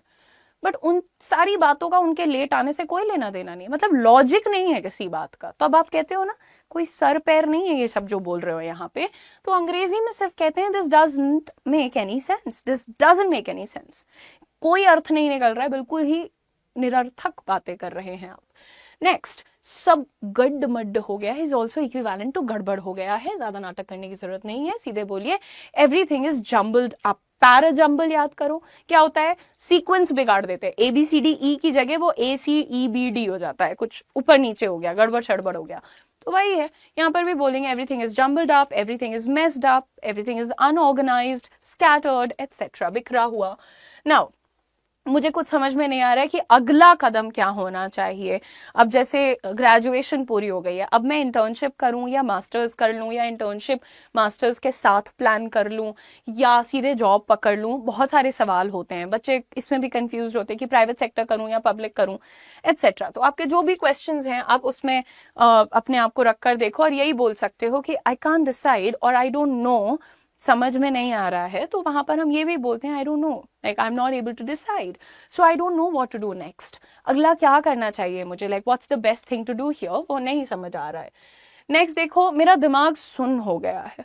कई बार इतना काम एक साथ पता चल जाता है ना, जैसे आपको अगले दिन करना है वो काम और रात को ही पता चल गया, मैसेज पे मैसेज, मेल पे मेल आ गए, आप उसी वक्त नम हो जाते हो कि भाई कैसे प्लान करूं मैं अपना दिन। ठीक है, फिर आप बोलते हैं माई ब्रेन इज नम, एकदम दिमाग फ्रीज हो गया है, अटक गया है, राइट? तो हम वहां पर कहते हैं my brain is numb, I am having a brain freeze. Brain freeze का मतलब वही नम पड़ जाना, सुन पड़ जाना। तो आई थिंक ये आपका लास्ट सेंटेंस है। ऐसा लग रहा है जैसे कि मैं किसी भूल भुलैया में हूं। अब इसका ट्रांसलेशन मुझे आप बताइए कमेंट सेक्शन में, और जिसका भी आंसर परफेक्ट होगा उसको मिलेगा special shout out. Express a certain emotion in English. आपको गुस्सा आता है, खुशी होती है, दुख होता है, कंफ्यूजन में है, तो उसको आप कैसे अंग्रेजी में एक्सप्रेस कर सकते हैं, ये अभी तक आप देख चुके हैं। आज है डे 5, जहां पर हम बात करेंगे एक ऐसे स्टेट की जिसमें रहना एक्चुअली देखा जाए तो सबसे ज्यादा सेहतमंद होता है। जरूरत से ज्यादा खुशी नहीं है, जरूरत से ज्यादा दुख नहीं है, टचवुड ईश्वर की कृपा से कोई क्रोध नहीं आ रहा है, और बिल्कुल सॉर्टेड सी जिंदगी चल रही है। एक्चुअली इंसान बोर बहुत जल्दी होता है और कहता है कि ओ माय गॉड कुछ करने को नहीं है, मैं तो बोर हो गया। बट देखा जाए तो ये जो बोर्डम वाला स्टेट होता है ये काफी सेफ और प्रोटेक्टेड होता है। सो आइए देखते हैं उस स्टेट में कैसे हम बात करते हैं। कोई पूछा ना क्या चल रहा है यार, कुछ नया खास? नहीं यार, बस दिन कट रहा है, सब बढ़िया है, ईश्वर की कृपा है, सॉर्ट ऑफ। तो ये जो स्टेट होता है इसमें कैसे बात करना है और कैसे अंग्रेजी के सेंटेंसेस को सीखना है, जल्दी से पहले सब लोग एक बार सेशन को सब शेयर कर दीजिएगा, वीडियो को लाइक कर दीजिएगा, और जिन्होंने अभी तक चैनल को सब्सक्राइब नहीं किया है आप भी कर लीजिएगा दोस्तों। यहाँ पर हम बात करने वाले हैं हमारे उन शानदार स्टूडेंट्स की जिन्होंने कल दिए गए होमवर्क क्वेश्चन का बहुत अच्छा आंसर दिया है। तो Jaya and Chandni and Vanshika, all three of you, thank you very much. आप तीनों का आंसर बिल्कुल सही है। मुझे ऐसा लग रहा है जैसे मैं किसी भूल भुलैया में हूं। कल जब हम कंफ्यूजन से रिलेटेड सेंटेंसेस को डिस्कस कर रहे थे तो मैंने आपको ये लास्ट सेंटेंस होमवर्क के लिए दिया था, आज भी होमवर्क मिलेगा और इसका आंसर मंडे को डिस्कस होगा क्योंकि कल संडे है और छुट्टी रहेगी। तो जिनका आंसर सही है वो तीनों के नाम यहाँ पर लिखें। I feel like I am in a maze, I feel like I am in a maze, and I feel like I am in a maze. तो ये तो कॉपी पेस्टेड है, बिल्कुल चैट जीपीटी में पूछा हुआ, कॉमा तक नहीं हटाया है, बट हाँ this is the correct answer. लेकिन गुड जॉब, गुड एफर्ट। आगे बढ़ते हैं और देखते हैं कि नॉर्मल डेज में सब कुछ ठीक है, बस दिन कट रहा है, जिंदगी कट रही है, चल रहा है यार। अब डिपेंड करता है कि आप क्या कहते हो, बस दिन कट रहा है, जिंदगी कट रही है, चल रहा है, whatever you would like to say. Sense क्या है कि हाँ सब सही चल रहा है, कुछ एक्स्ट्रॉर्डिनरी नहीं है, कुछ बहुत बुरा नहीं है, बट या दिन कट रहा है तो हम कहते हैं just going through the motions today, यानी कि नॉर्मल चल रहा है, यूजुअल। तो जब आपको बस कहना है कि बस हर दिन जैसा ही है, कुछ ऊंच नीच नहीं है, तो हम क्या कहते हैं, just going through the motions today buddy, यानी आज का बस ऐसे ही चल रहा है, एवरेज टाइप का दिन है। नेक्स्ट, ना कुछ अच्छा लग रहा है ना कुछ बुरा लग रहा है, ना कुछ बहुत खास हो रहा है ना कुछ बहुत खराब हो रहा है, तो यहाँ पर अंग्रेजी में हम लोग कहते हैं it's one of those meh days. अब मैह टाइप के जो डेज होते हैं ना, जिसमें कुछ समझिए आप पढ़े हैं, टीवी भी देख लिया, जंक फूड भी खा लिया, फोन भी चला लिया, गॉसिप भी कर लिया, सो भी लिए, फिर भी यार दिन में भी 10 घंटे बचे हुए हैं, तब लगता है यार कैसा सा दिन है ये, है थोड़ा मैह टाइप का दिन है। सो यहाँ पर उसी को हम कहते हैं it's one of those meh kind of days. मैं में जो बकरी वाला मैं नहीं बदलता है, मैं कहते नहीं कि एवरेज है, तो वहां पर हम बोलते हैं इट्स काइंड ऑफ मैं काइंड ऑफ डे, है ना। चलिए, जिंदगी ना अच्छी है ना बुरी, बस है भाई, ना खराब चल रहा है दिन ना अच्छा चल रहा है, तो ओवरऑल हम न्यूट्रल को ही तो एक्सप्रेस कर रहे हैं ना, तो इसीलिए वो बार बार थोड़ा रिपीटेड सेंटेंसेस आपको दिखेंगे। But you can also say life's not neither here nor there today, I am neither here nor there today. आज मतलब ना तो कुछ खराब कर रही हूं मैं, ना तो कुछ सही कर रही हूं मैं, यानी कभी कभी हम ऐसा कह जाते हैं ना, घर पे रहने का मन है ना ऑफिस में रहने का मन है, क्या करूं, I am neither here nor there today, I don't know what do I want to do, है ना। एक थोड़ा सा ऐसा स्टेज जिसमें कुछ बुरा भी नहीं लग रहा है, कुछ बहुत अच्छा भी नहीं लग रहा है, लेकिन तो वो वाला जो स्टेट होता है उसमें आप सब्जेक्ट बदल कर, कभी ऐसा भी, अगर आप डे की बात कर रहे हैं, लाइफ की बात कर रहे हैं, तो आप कहते हैं the day is neither here nor there today, I am neither here nor there today, यानी बस कहीं बीच में अटके से हुए हैं, मन कहाँ लग रहा है ये पता नहीं चल रहा है। नेक्स्ट इज, आज का दिन थोड़ा ठंडा सा नहीं है, थोड़ा डल सा नहीं है। सो जब इसी को अंग्रेजी में अच्छा यहाँ पे हम विंटर वेदर की बात नहीं कर रहे हैं, ठीक है, हम कह रहे हैं कि थोड़ा सा ऐसा माइल्ड टाइप का दिन है, कि मतलब ना कोई जोश है ना कोई बेहोशी है, बट इट्स जस्ट देयर, चल रहा है दिन types. The day feels a little Luke warm, so the day feels a little Luke warm, मतलब कि ठीक है, बीच में है। नेक्स्ट, बस समय कट रहा है, कुछ खास तो नहीं है। आगे किसी में और दिशा क्या चल रहा है, कट रहा है समय, कुछ खास तो नहीं है, बताओ ऐसा। तो अंग्रेजी में कैसे बोलते हैं, just passing the time, nothing much going on, you come, let's talk, let's chill, let's go grab a cup of coffee, right. तो कैसे बोलते हैं हम, चल रहा है जीवन यार, passing the time, nothing much going on, यानी कुछ बहुत खास नहीं हो रहा है। नेक्स्ट देखते हैं यहाँ पर, सब नॉर्मल है यार, और दिशा कैसी हो, कैसा चल रहा है, तो क्या बोलेंगे, सब नॉर्मल है बहन। तो कैसे बोलेंगे, everything is normal bro, sister, buddy, friend, whatever you would like to call them. Now बस एक रूटीन सा चल रहा है यार आजकल तो। और how is life now a days, आपको कोई मिला आप उससे पूछते हो how is life now a days, वो क्या बोल रहा है, बस रूटीन सा चल रहा है, वही घर ऑफिस जिम, घर ऑफिस जिम, ऐसा चल रहा है। तो यहाँ पर हम कहते हैं just the routine rolling, just the routine rolling, यानी कि वही चल रहा है जो हर दिन चलता आया है, एक दिनचर्या को हम फॉलो करते हैं। Just the routine rolling man, what's up with you, यानी आपका क्या चल रहा है। तो कुछ बहुत हैप्पीनेस नहीं शेयर करनी है, सैडनेस नहीं करनी है, एंगर नहीं करना है, तो बोल सकते हो ना यार ऐसा कुछ। तो न्यूट्रल रहना भी सीखो, न्यूट्रल डेज में क्या वाक्य यूज करना है वो भी आप सीख लो। नेक्स्ट, ऐसा लग रहा है जैसे कोई ऑटोमेटिक मोड में जा रही हूं मैं। तो हाँ, जब आप रोज रोज वही एक काम कर रहे हो, आपको पता है कि 7 बजे उठना है, नाश्ता करना है, नहाना धोना है, ऑफिस पहुंचना है, काम करना है, वापस जाना है, जिम जाना है, सो जाना है, सुबह पहुंचना है, ये करना है, वो करना है, आप ऑटोमेटेड हो जाते हो बिल्कुल से कि इतने टाइम पे आंख खुली जाएगी, इतने टाइम पे आप लेट भी करते रहोगे तो आप बैठ जाओगे गाड़ी में, ऑफिस भी पहुंच जाओगे, आके क्लास शुरू कर दोगे, वही normal, touchwood, normal is very important. तो यहाँ पर अंग्रेजी में जब आप कहते नहीं कि यार रोबोट जैसा हो गया है थोड़ा लाइफ में आजकल, आई नीड अ ब्रेक, तो कैसे बोलते हैं, feels like I M on auto pilot today. Auto pilot क्या होता है ब्रो, जब बिना ड्राइवर के, बिना पायलट के फ्लाइट उड़ रही है या गाड़ी चल रही है तो ऑटो पायलट हो जाता है, करेक्ट, कि कई सारी गाड़ियों में भी आ चुका है अब तो। नेक्स्ट देखते हैं, दिल और दिमाग दोनों शांत हैं आज, यानी कि कुछ शांति सी है अंदर है। या कभी कभी ऐसा हम कहते हैं कि नहीं आज उछल कूद का मन नहीं है, आज कुछ बहुत करने का ही दिल सा नहीं है, तो वहां पर भी हम इसको यूज कर सकते हैं, heart and mind are both quite today and that's how I would like it to be. Heart and mind both are quite today and that's how I would like it to be, और मैं चाहूंगी कि ऐसा ही रहे भी, ठीक है। Next देखते हैं फटाक से, दिन तो चल रहा है लेकिन किसी खास वजह के बिना। हाँ मतलब सुबह से मैं ऑफिस में हूँ बट कोई पर्पस सा फील नहीं हो रहा है। कभी कभी ऐसे दिन होते हैं, अब हम इतने एक्साइटमेंट में सारा काम पहले ही करके रख लेते हैं, फिर एक दिन आएगा लगेगा यार आज कुछ क्लास नहीं है क्या, ऐसे रोज 5-5 6-6 क्लास लगी है, एक दिन आएगा कोई क्लास ही नहीं है, तो फिर स्ट्रेस हो जाता है ना। तो वहां पर हम लोग कहते हैं the day is going by without much reason today, दिन बीत सा रहा है और जैसे कुछ हो नहीं रहा है, राइट। तो हम क्या बोलेंगे वहां पर, the day is going by, to go by, pass करना, बीत जाना, like that, the day is going by without much reason today, यानी कोई खास कारण, पर्पस, पैशन नहीं नजर आ रहा है, यानी डल दिन की बात हो रही है, ना कुछ नया हो रहा है ना कुछ बुरा, बस सब चलता जा रहा है। Again talking about life, a day, a week etcetera. तो आप कैसे बोलेंगे, nothing new nothing bad, just cruising through. Cruising through again cruise वाला भी सिस्टम है गाड़ियों में भाई, अब मुझे इतना पता नहीं है टेक्निकल, बट सेइंग के सब ऑटोमेटिकली सही चलता जा रहा है, automated sort of system set हो गया है, वो चल रहा है, मतलब ना कुछ खराब है ना कुछ बुरा है, बस दिन बीत रहा है। So just cruising through the day. अच्छा, जस्ट क्रूजिंग, और ये सेंटेंसेस नेगेटिव मत सोचते रहना कि नेगेटिव है, नेगेटिव है, नेगेटिव नहीं है, नॉर्मल है, इंसानों जैसा है। Just cruising through the day bro, मतलब चिल कर रहे हैं, रिलैक्स दिन है थोड़ा सा, तो cruising through the day. Moving on, आप लोग होमवर्क के लिए होपफुली तैयार होंगे, मन शांत है पर बहुत थ्रिल भी नहीं है, मतलब कभी कभी ऐसा लगता है कि अंदर शांति तो है पर मजा सा भी नहीं आ रहा है ना। तो इसको अंग्रेजी में कैसे कहेंगे, चीटिंग मत करना, कोशिश करना कि अकल लगा के सॉल्व करो, और अगर फिर भी नहीं होता तो फिर एफर्ट तो कर ही लेना, जहां भी मिले अपना सही आंसर यहाँ पर कमेंट करना।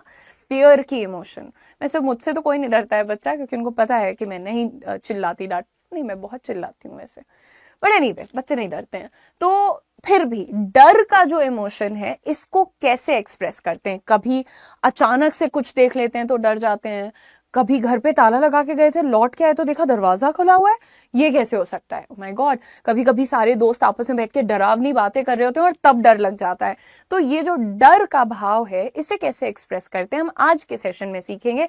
10 मिनट की क्लास होती है, डेली 3:30 बजे होती है, सेशन जरूर देखा करिए, और हाँ चैनल को सब्सक्राइब कर दीजिए, बहुत जल्दी हम लोग 400K टच करने वाले हैं। आगे बढ़ते हैं और देखते हैं यहाँ पर मेरे होश उड़ गए जब मैंने दरवाजा खुला देखा। होश उड़ गए को इंग्लिश में कैसे कहते हैं? I freaked out. I freaked out when I saw the door wide open. पूरा खुला पड़ा था दरवाजा, यार मैं तो लॉक करके गई थी।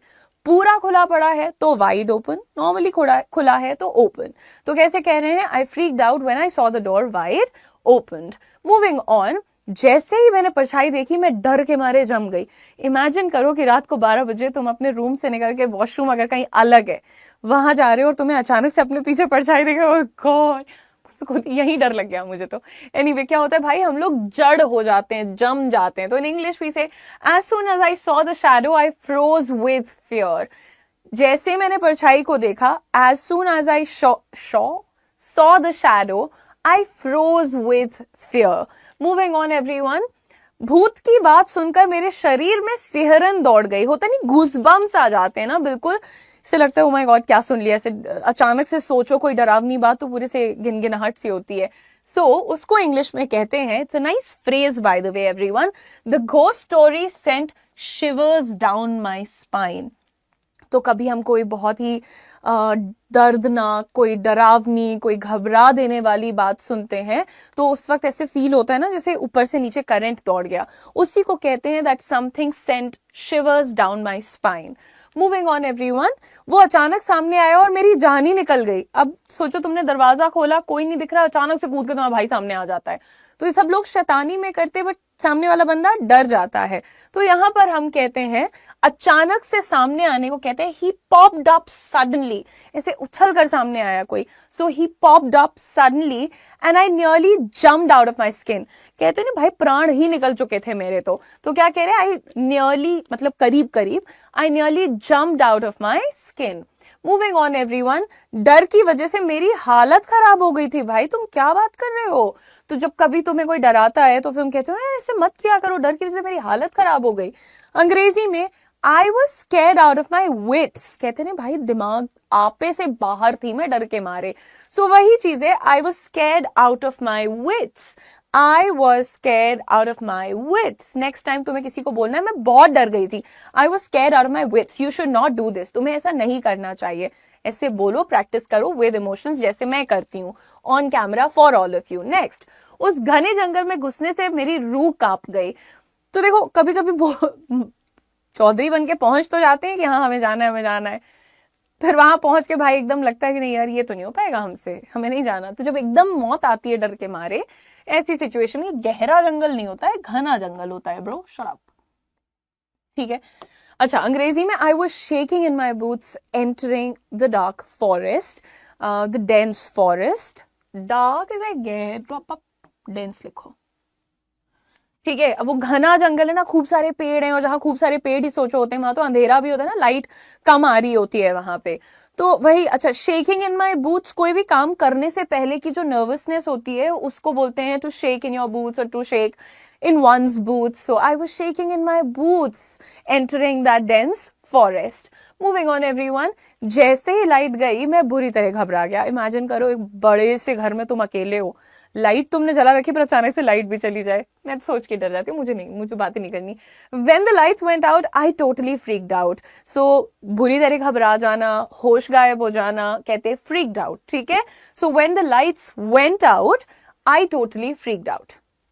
उससे देखकर मेरी सांस अटक गई, छिपकली को देख के। आई डोंट वांट टू से द नेम अगेन, बट कुछ कुछ ऐसी चीजें होती हैं इसको देख के लिटरली मौत आती है। तो हम क्या कहते हैं भाई, I was left breathless after seeing it, him, her।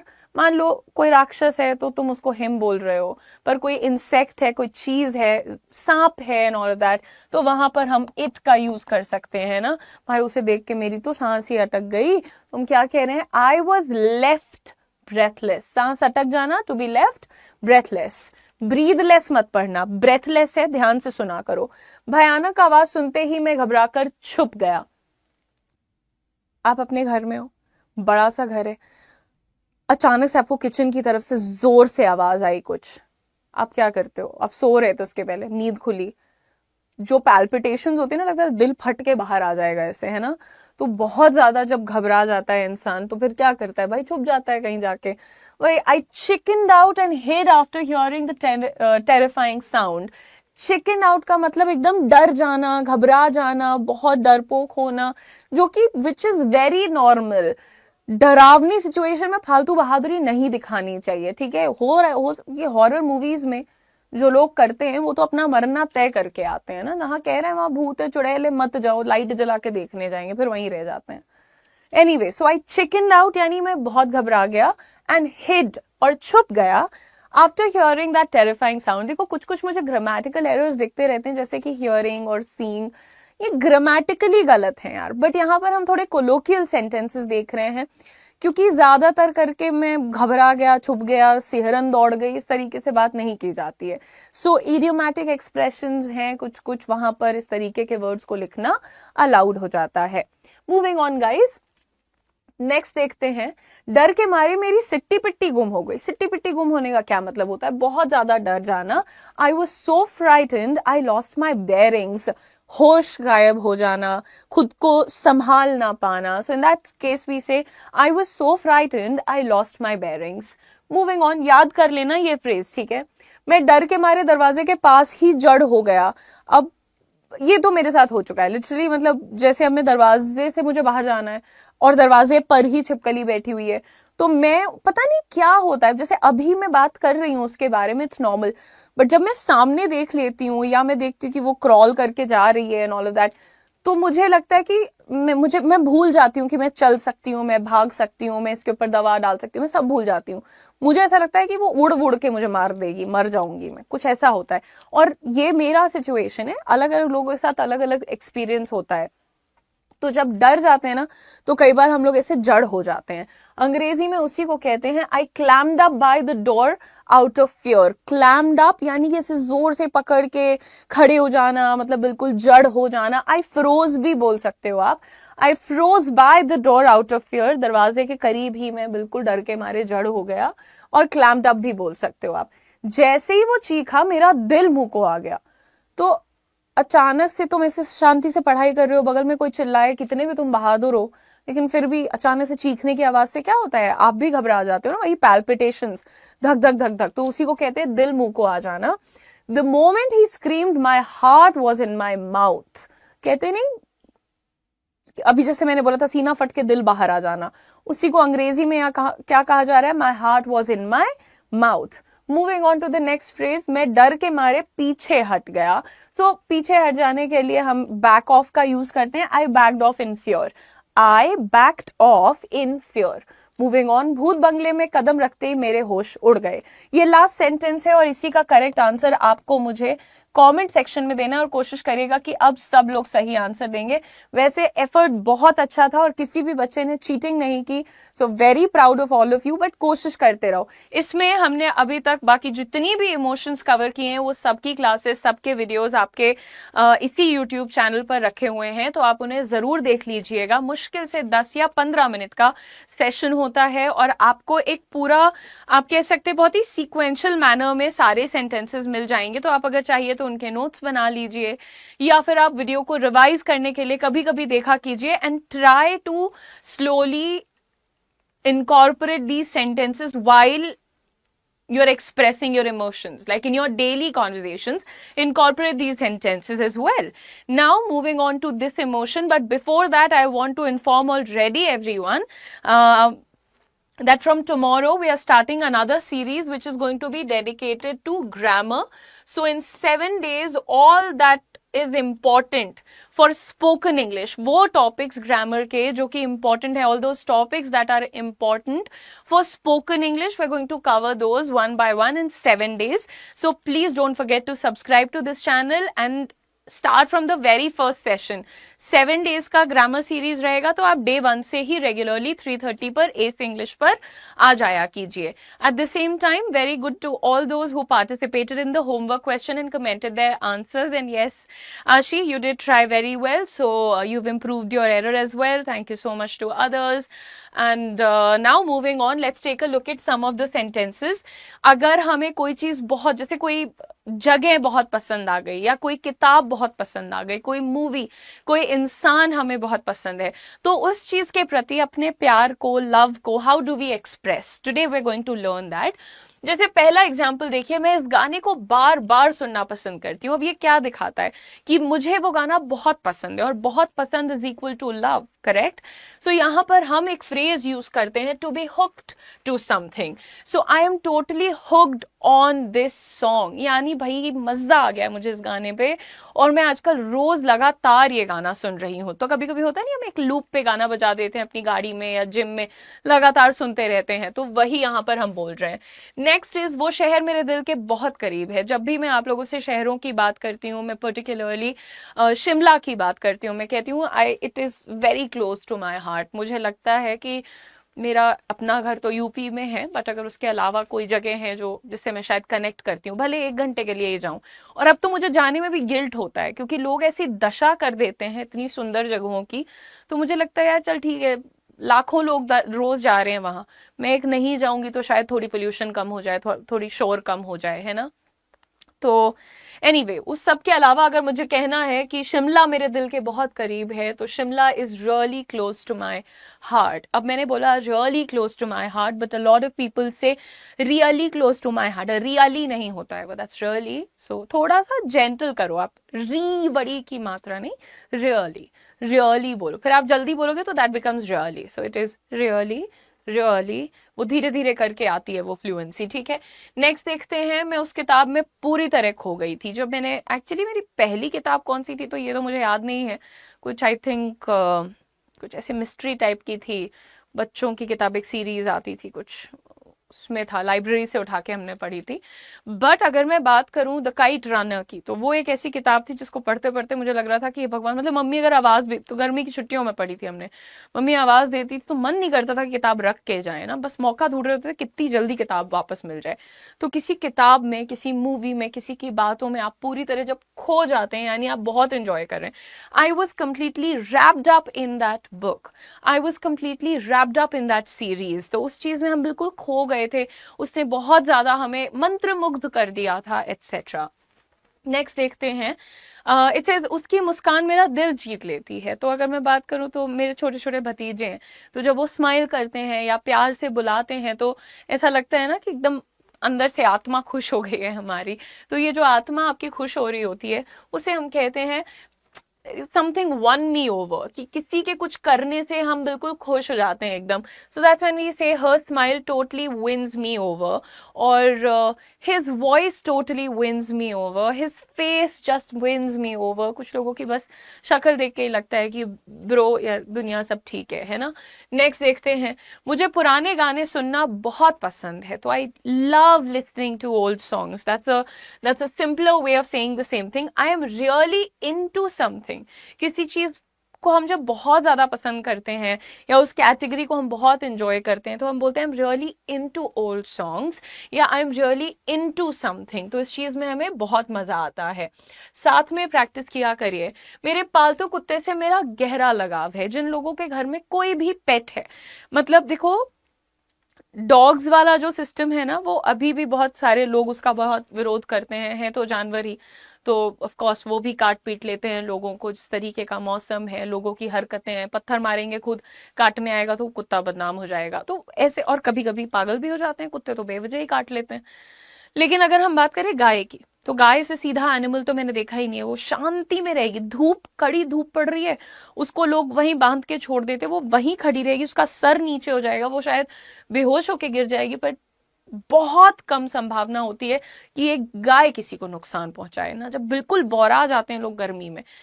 लेकिन इंसान की आप प्रवृत्ति देखिए कि उसको भी नुकसान पहुंचाना जानते हैं, उसको भी हार्म कर देते हैं, काट के कुछ नहीं तो खा लेते हैं, है ना। तो यहाँ पर मेरे पालतू कुत्ते से मेरा गहरा लगाव है। क्या कह रहे हैं हम? I am deeply attached to my pet dog. I am deeply attached to my family, let's say. आप किसी के लिए भी जब आप बहुत दिल से फील करते हैं ना कोई चीज, जैसे I feel for animals, I feel for elderly people, जो बुजुर्ग लोग होते हैं, वो कभी कभी देखो बड़े खतरनाक भी होते हैं बुजुर्ग लोग। जरूरी नहीं है कि वो आपसे आके प्यार से ही बात करें, थोड़े से नाराज भी रहते हैं, क्योंकि देखिए उम्र जो चीज होती है ना वो बहुत खतरनाक होती है। हम जब अपनी उम्र में ही हम सब कुछ से परेशान रहते हैं कि सर दर्द, कमर दर्द, घुटना दर्द, दिमाग दर्द चलता रहता है, आप उनका सोचो, वो जिस स्थिति में है उनसे ना खाया जा रहा है, ना चला जा रहा है, ना उठा जा रहा है, ना बैठा जा रहा है, कंट्रोल सारा जा रहा है हाथ से। दूसरे लोग अब घर के मुखिया बन के बैठ गए जो पहले कभी वो हुआ करते थे या करती थी। तो एल्डरलीज के लिए मुझे बहुत फील होता है। तो I am deeply attached to elderlies, I am deeply attached to children और बुक्स। बुक्स से मुझे बहुत लगाव है। आई एम नॉट सेइंग कि मतलब मेरा जैसा कुछ करो, या जिन लोगों को है लगा वो ऐसे बोल सकते हैं। नेक्स्ट देखते हैं, मैं पहाड़ों के नज़ारों पर फिदा हूं। ऐसा बोलते नहीं है, ऐसे बहुत ही जो थोड़े से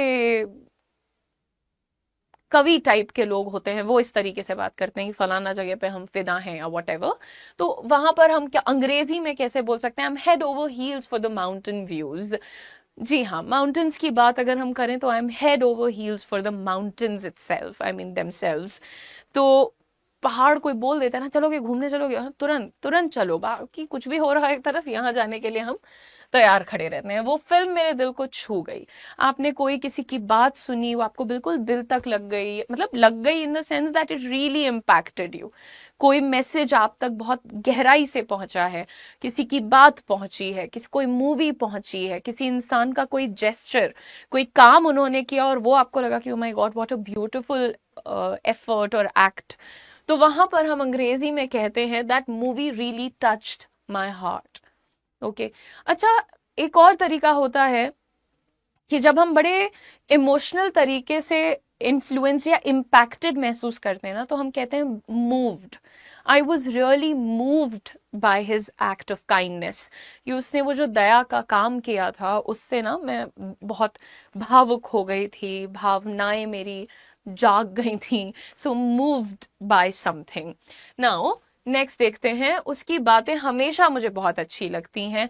किसी की बातें, कोई इंसान, कोई किताब, तो how do you say that, his words always grow on me, she always grows on me. जब मैं अपनी कजिन के साथ 3 दिन भी रह लेती हूँ तो चौथे दिन अगर वो चली जाती है तो मुझे उसकी याद आती है ना। किसी की आदत पड़ जाना, तो हम क्या कह रहे हैं यहाँ पर कि कोई चीज बहुत अच्छी लगती है और उसकी आदत सी पड़ जाती है, तो समथिंग ग्रोज ऑन मी, यानी it becomes a part of me. It kind of I kind of get used to it. I develop a habit around it. So, his words always grow on me. She just grows on me. Every time I have stayed with her, I get used to being around her. कुछ लोगों के आसपास रहने में बड़ा comfort महसूस होता है ना, आप बस रह लेते हो, कोई दिक्कत नहीं होती है आपको। नेक्स्ट देखते हैं दोस्तों, मैंने उस जगह से एक खास जुड़ाव महसूस किया, या मैं करती हूँ जब मैं अपने गाँव जाती हूँ। तो काफी अंदर की तरफ है हमारा गांव, और ये जो शहरों की चीजें हैं ना इससे बहुत अलग है। मतलब मैं इतना थैंकफुल महसूस करती हूँ कि मैं उस गांव से आती हूँ, क्योंकि अभी भी लोगों के दिल में कड़वापन नहीं है, कंपैरिजन नहीं है, किसी प्रकार का हेट्रेड नहीं है। मैं नहीं देखती कि वहां पर लोग बटे हुए हैं, या एक जैसे बहुत से गांव हैं, इधर के घर वाले इधर वालों से बात नहीं करते। हमारे यहाँ नहीं होता है, टच वुड, ठू ठू, भगवान ना करे कि कभी हो। गांव में क्या होता है कि जैसे कोई एक बिरादरी है, वो अपने 8-10 घर यहाँ बना लेते हैं, दूसरी बिरादरी बगल में बना लेती है, फिर इन दोनों में महायुद्ध हो जाता है। टचवुड हमारे यहाँ ऐसा नहीं है। पता नहीं जो बड़े बुजुर्ग अभी भी बचे हुए हैं उन्होंने कुछ अच्छे कर्म किए होंगे। तो जब आप ऐसी जगहों पे जाते हो ना, आपको बहुत जुड़ाव महसूस होता है कि yes, I belong to this place.